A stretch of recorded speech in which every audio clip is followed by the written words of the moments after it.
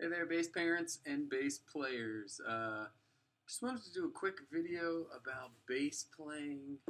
We haven't done any specific videos about bass playing, and the bass players are fewer and farther between, so they get a little, a less one-on-one, but they could definitely use it. But so, I want to do this video. So here, obviously, we have the bass.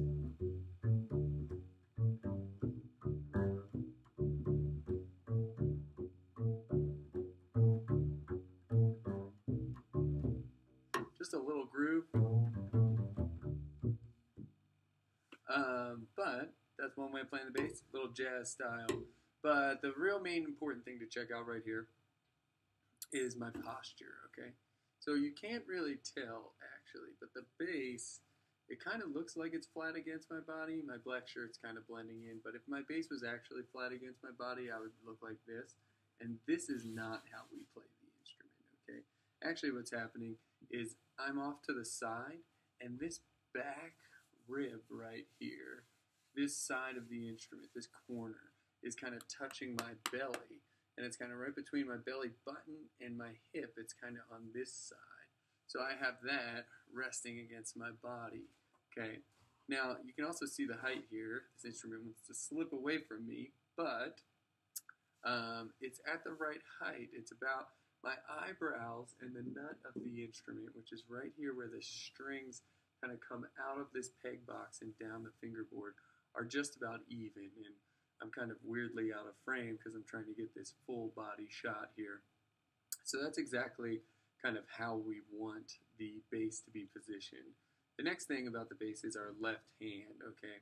Now, we kind of have a tough time as beginning bassists because these strings are so thick and it feels very hard to hold them down.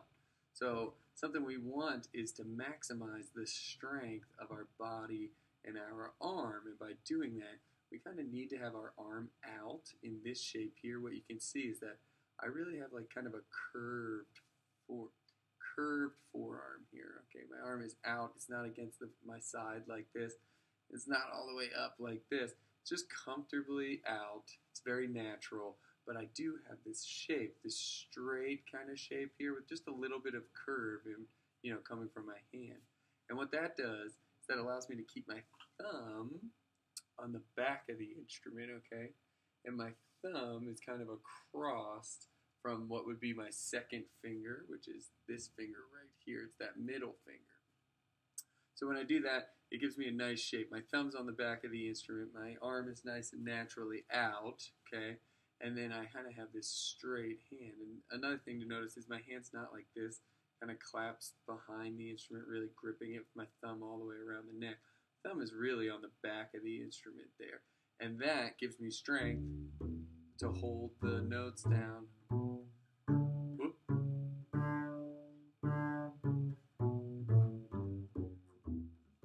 Okay, so that's important. That thumb shape is important. Thumb on the back of the neck will allow you to hold those notes down and get a nice clear tone. So that's important, okay? So we have that all set up now. The next thing is the bow. The bow hold is really important. Computer's falling asleep here. And this is for cellists too, but the way we hold the bow, when you see people playing with the bass, this is a good bow hold right here, okay? You can't see it, but you almost can. You can see my thumb back there. My thumb is across from my middle finger, okay?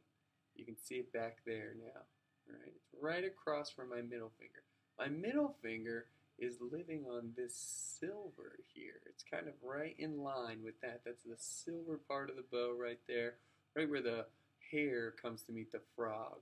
And then every other finger is around the stick, okay? Now my index finger is not pointing out like this. A lot of times you see kids do this. You see a big grip and you see this kind of thing. You see thumb on the side pointing up the stick.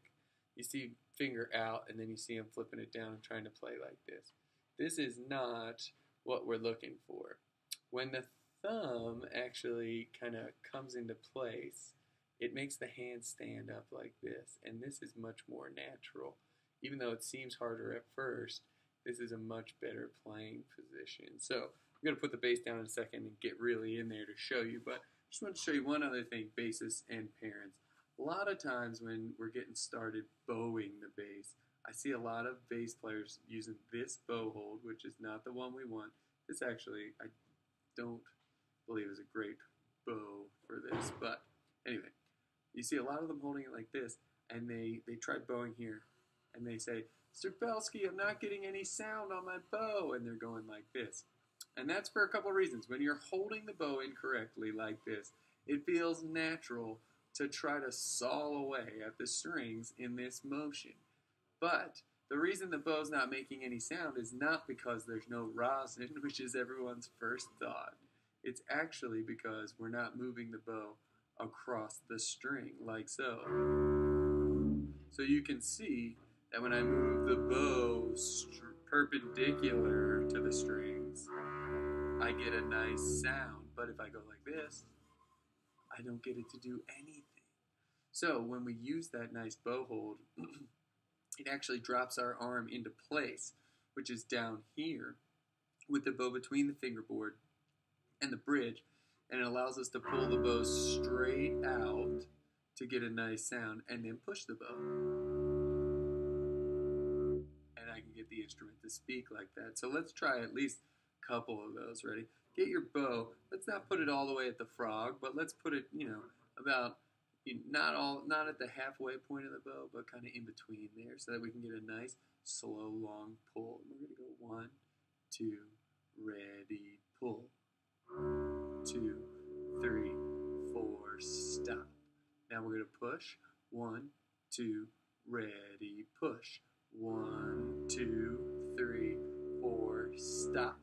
Now, you're really trying to make that instrument speak the whole time. So let's try it again. Notice that my hand is pulling straight out and pushing straight across. You don't see the bow swinging in any weird motion like this. It's just moving straight the whole time. So here we go. I'm on my D string, okay? So here we go. 1, 2, ready, pull. 1, 2, 3, 4, stop. Now we're going to push. Ready, go. 1, 2, 3, 4, stop. Now the other thing to know about the bass is that if you just move fast without a lot of pressure, you get this too. See, I can make no sound doing this. Bass strings are thick. And because they're thick, they require a bit more pressure, okay? And they require a bit slower of a bow. That'll make it speak. So I do put some pressure on the bow, and the slower, and I get it to speak. You can feel, I can still move fast, but I need to put some pressure on that string. So let's try again. 1, 2, D string, pull. 1, 2, 3, 4, stop. Now we're going to push. 1, 2, 3, 4, stop. Good. So work on that, okay? Good posture, right? And I'm going to do another video about bow hold specifically, and then I'll do one about playing hot cross buttons. Cool. Thanks for watching.